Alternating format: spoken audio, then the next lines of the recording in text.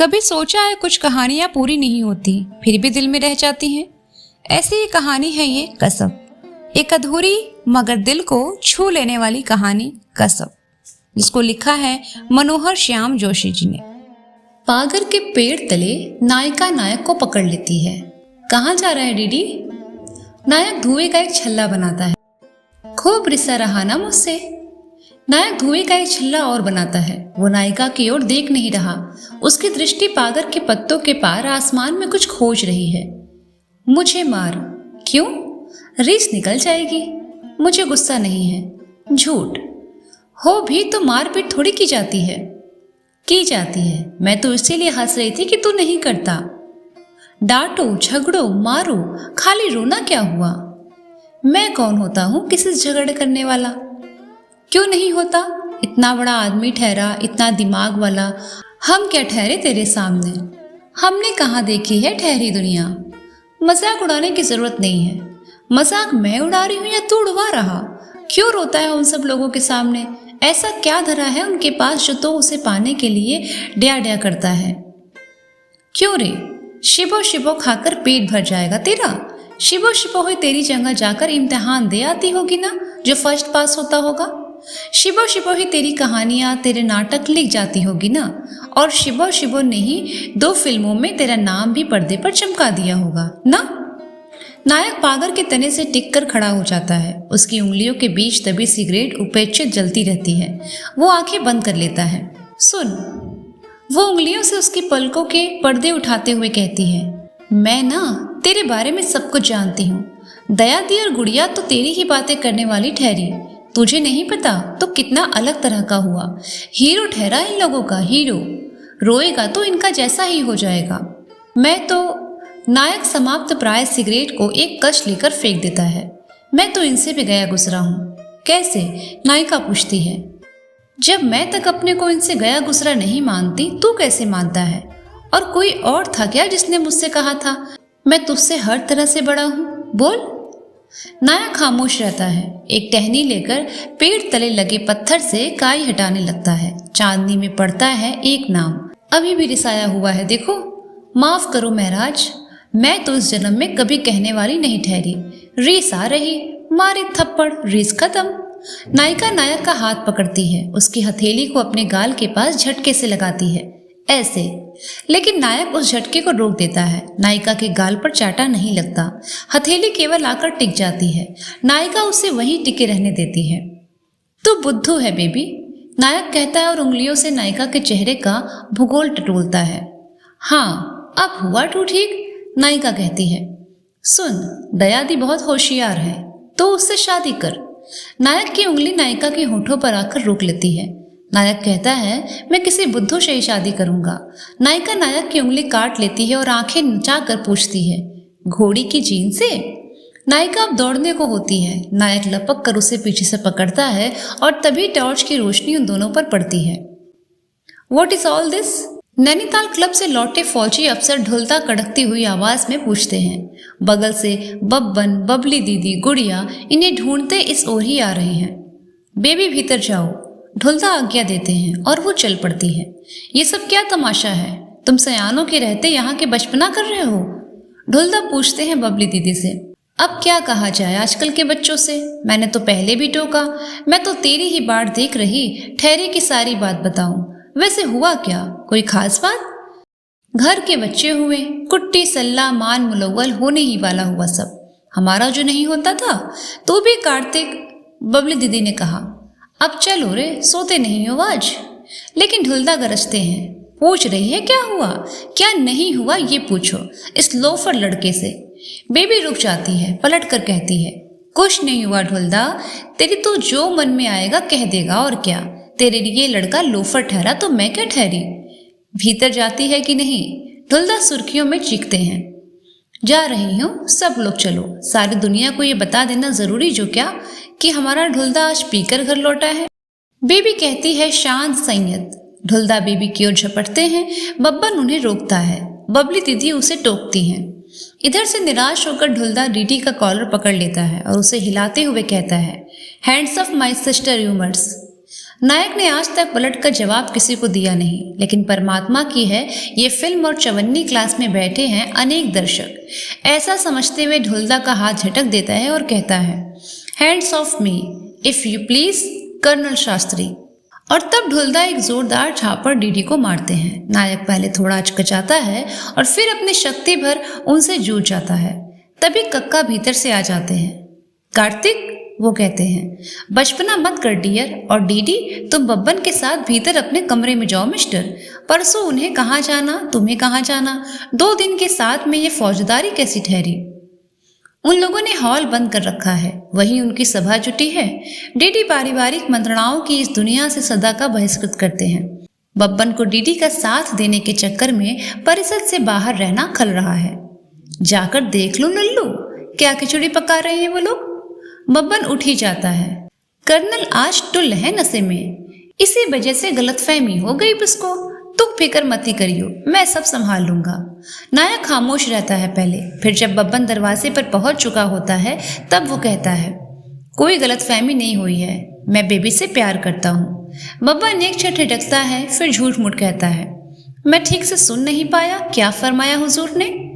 कह दिया जो कहना था, नायक कहता है और तकिए में मुंह घुसाकर औंधा लेट जाता है। देर तक हॉल से आवाजें आती रहती हैं। ध्यान दे तो बातचीत के कुछ टुकड़े वो सुन समझ भी सकता है, लेकिन वो ध्यान नहीं देता। कह दिया जो कहना था, वो कहता रहता है अपने आप से। ऐसा कह देने से मानो एक बोझ उतर गया, मानो एक चढ़ाई पार हो गई। लेकिन ये कैसा बोझ है जो उतार देने से चढ़ जाता है। ये कैसी चढ़ाई थी कि इसके आगे असंभव रूप से तीखी एक और चढ़ाई नजर आ रही है। डीडी अपने को बहुत बहुत थका हुआ महसूस करता है। डीडी एक सपना देख रहा है, चारों तरफ बर्फ है, बर्फ से ढकी पहाड़ियां हैं। डीडी बब्बन से पूछ रहा है, स्वर्गारोहिणी कहाँ ठहरी डियर। वो उस लहजे में उस शैली की हिंदी बोल रहा है जिससे जागृत अवस्था में अब उसका कोई संबंध नहीं रह गया। इस बर्फ के बीच जाने कैसे उसका पुश्तैनी गांव प्रकट हो गया। वो तो खड्ड में है। एक बहुत ही विभत्स सा, सर्वथा बदरंग हो चुका सा सेपिया चित्र कोई उसे दिखा रहा है। अर्थी पर रखी लाश जिसका सिर सीधे कैमरे की ओर देखते हुए 2 लोग उठाए हैं। लाश के बगल में एक औरत कलप रही है। कोई कह रहा है ये ईजा यानी माँ है और ये लाश बाबू पिता की है। कोई ऐसा चित्र डीडी के माँ बाप का है ही नहीं, या ऐसे विभत्स स्मारक उसने कुछ अन्य परिवारों में देखे हैं। सपने में डीडी अब उस चित्र की माँ की आंसू भरी आंख को देख रहा है। ये आंख नहीं है, झील है। चारों तरफ ऊंची ऊंची बर्फानी पहाड़ियां हैं, बीच में नीली गहरी झील है जो शायद डीडी की ईजा की आंख है। स्वर्गारोहिणी यहीं से शुरू होने वाली ठहरी ना। अब बेबी बब्बन से पूछ रही है। उत्तर की प्रतीक्षा किए बगैर वह सामने के सबसे ऊंचे पहाड़ पर चढ़ती चली जा रही है। डीडी उसके पीछे दौड़ रहा है। दोनों के बीच में थोड़ा सा फासला है, लेकिन दोनों ही अध कदम में अधर में सहसा रुक गए हैं, रुके ही रहे हैं। मूवी ओला जैम हो गया। डीडी शिकायत करता है और संपादन कक्ष में फिल्म देखने वाले यंत्र को ठोकता पीटता है। फिल्म संपादक घाई माड़े बताते हैं, इधर में फ्रीज शॉट है। सुनकर नायक उदास हो जाता है। विभत्स लगता है उसे ये फ्रीज शॉट। उसकी नींद टूटती है, लेकिन सपने की उदासी जागृत अवस्था में छलकी आती है। सिरहाने से घड़ी निकालकर वो देखता है 6:30। अभी रोशनी हुई नहीं है, लेकिन रसोई से आती आवाजें बता रही हैं कि सुबह हो चुकी है घर में। हॉल के उस पार वाले बेडरूम में कर्नल साहब जोर जोर से हुक्म जारी कर रहे हैं। ऐसा अनुमान किया जा सकता है कि सामान बंधवा रहे हैं। डीडी जानता है कि कल के अप्रिय प्रसंग के बाद उसे उधर नहीं जाना चाहिए, लेकिन नायक उधर जाता है। सामान बांधा जा रहा है। नायिका भी अपने सूटकेस ठीक कर रही है। मैं कुछ मदद कर सकता हूँ? नायक पूछता है। आप? कर्नल साहब दोनों हाथ अति नाटिकता से जोड़कर कहते हैं, कृष्ण मुख कर सकते हैं, बड़ी मेहरबानी। नायक अपना रक्तिम मुख लेकर उल्टे पांव लौट पड़ता है। थोड़ी देर के बाद वह बाहर बरामदे में खड़ा रहता है, जाने की उम्मीद में। फिर वह रसोई घर की ओर जाता है। बबली दीदी उसे चाय का गिलास थमा देती हैं और फुसफुसा कर कहती हैं, कार्तिक ही हुआ वह सदा का गुस्सेबाज, 2-4 दिन में भूल जाएगा। तू अपनी तरफ से अब और कुछ झन कहना, झन करना। हाँ दीदी भाऊ, हमारी वजह से तो यहाँ आया ठहरा, ये लोग आए ठहरे। हमारी इज्जत का भी तो सवाल ठहरा इसमें। क्या खाता है चाय के साथ? शक्कर पारे होंगे तो 4 ले आओ। डीडी मना कर देता है और चाय लेकर बरामदे में फिर बैठ जाता है। अब वह सुनता है कि बबली दीदी कर्नल साहब पर शुरू हैं। क्यों? ये कर क्या रहे हो तुम लोग? सत्यनारायण कथा छोड़कर कैसे जाओगे? मैंने डीडी को समझा दिया है, वो तो बच्चा है, तुम तो सयाने समझदार हो। ऐसी ड्रामेबाजी करोगे तो बात का बतंगड़ बनेगा। हम क्या कहें लोगों से? क्यों चले गए? क्या बताएंगे? कर्नल साहब कोई जवाब नहीं देते। तब राजनयिक बबली दी समझौता प्रस्ताव प्रस्तुत करती है। जो तुम समझते हो कि तुम्हारी बेबी को यहाँ अपने घर में अपने परिवार वालों के बीच कोई खतरा है, तो कार्तिक, बेबी और दया चले जाओ। हम कहते हैं कि कार्तिक की छुट्टी नहीं थी। गोदी कैजा कैसे जा सकती है कथा छोड़कर? देखो कैजा, तू यहीं रहेगी, तुझे हम लोग पहुंचा देंगे। बबली दीदी को लोगों ने ब्रिगेडियर साहब नाम यूं ही नहीं दे छोड़ा है। कर्नल साहब को उनका समझौता प्रस्ताव मानना पड़ा। नायिका जा रही है और जाते जाते उससे मुलाकात नहीं हो पा रही। नायिका ने दया दी को बताकर जो ऑटोग्राफ बुक दी थी वो भी तो लौटानी है, उसमें कुछ लिखना है। अब तो क्या लिखा जा सकेगा? कल जाने की बात थी, आज ही जा रहे हैं। शाश्वत दुखद सत्य, कल के जाने वाले अक्सर आज ही चले जाते हैं और इसीलिए कल पर छोड़े हुए कुछ जरूरी काम धरे रह जाते हैं। ऐसा सोच रहा है नायक। जरूरी काम? मिसाल के लिए वो ऑटोग्राफ बुक लौटाना। मिसाल के लिए सीधे नायिका से ही कह देना कि मैं तुमसे प्यार करता हूँ। बब्बन जाने कहे कि नहीं। नायक सोचता है कि ये सभी काम मिला दिए जा सकते हैं और आज ही हो सकते हैं। वो ऑटोग्राफ बुक लाता है कि उसके एक पृष्ठ पर लिख दें, विदा लेकिन अलविदा नहीं मेरे प्यार। वो ऑटोग्राफ बुक उलट पुलट कर देखता है, ये तो दया की ही है। इसमें सुमित्रा नंदन पंत ने हस्ताक्षर करते हुए जो पंक्ति लिखी है उसमें हिमानी शब्द आया है। नहीं, वो इसमें विदाई और प्यार का संदेश नहीं लिख सकता। वो इसी में एक पर्ची अलग से रखकर दे देगा, लेकिन कहीं वह कर्नल साहब के हाथ पड़ गई तो संदेश निरापद होना चाहिए। नायक एक पर्ची ऑटोग्राफ बुक में से अलग करता है और उस पर लिखता है, जिलेम्बो मार्गाट।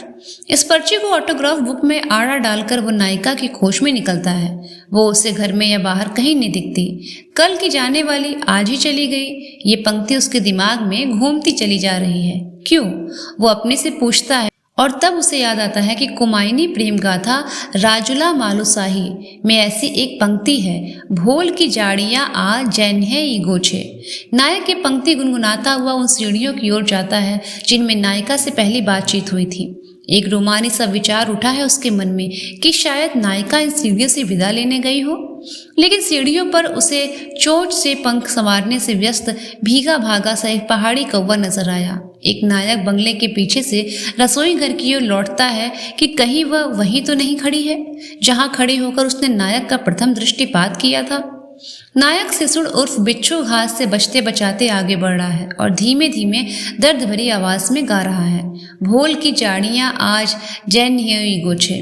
तभी कहीं धीमी सी पुकार आती है, मालूवे। नायक को अपने कानों पर विश्वास नहीं होता। पहला सवाल, किसी ने मालू कहा है कि भालू? दूसरा सवाल, अगर मालू ही कहा है यानी प्रणय गाथा के नायक के नाम से संबोधित किया है, तो क्या संबोधन करने वाली लड़की अपने को इस मालू की राजुला मानकर ऐसा कह रही है, या कि यह भी एक प्रतिकार व्यंग है नायक की प्रीति प्रताड़ित मनस्थिति पर? या कि वाद से यथार्थवाद की ओर लौटकर नायक पाता है कि जिस ठौर में ठिठक कर खड़ा हूं मैं, उस ठौर गुसलखाने से निकली एक नाली है। पीछे सिसुड़ की बड़ी सी झाड़ी है, सामने गुसलखाने की अधखुली खिड़की, उसके धूल सने कांच और इनके बीच एक चेहरे का आभास मात्र। कोई नल जोर से खोल देता है, बाल्टी में भरता पानी आवाज करता है। एक क्षण को वो कोई भीतर की रोशनी जलाता और गुल कर देता है। बने रहिए हमारे साथ और सुनते रहिए ऐसे ही दिल को छू लेने वाली कहानियां।